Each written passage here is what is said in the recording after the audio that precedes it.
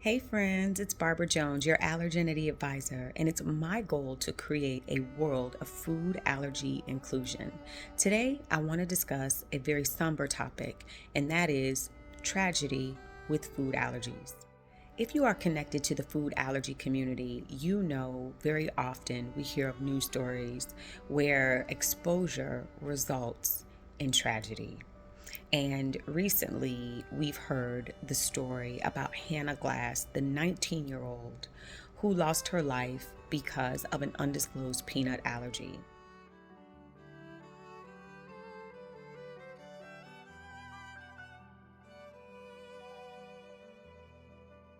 It troubles me to have to discuss this topic. Hannah's passing is a reminder that there are still a lot of people who are unaware of what food allergies are and how big they can be.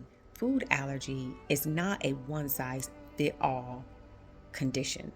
And I think that is where a lot of the confusion comes from. You can't just put it in a box and be done with it. It's not the common cold where you can just give some ibuprofen and call it a day.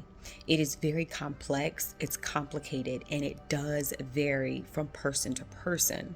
And so when you have situations like food allergy, people can't seem to get a handle on it, namely because they don't deal with it on a day-to-day basis, but they're just not accustomed to it. Again, it is a very complex condition and it varies from person to person. Even in my very own household, we have people that are allergic to citrus, the top nine, sensitive to dairy.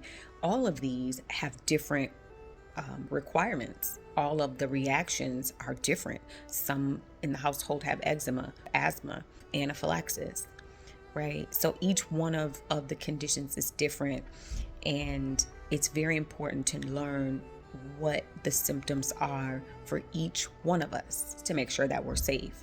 But taking it out of the household and putting it into the commercial space where you have restaurants and amusement parks and movie theaters and all of these places that serve food, it becomes much bigger and it becomes a lot harder to manage. It's manageable, but it becomes harder to manage. And how can we manage it? We have to communicate.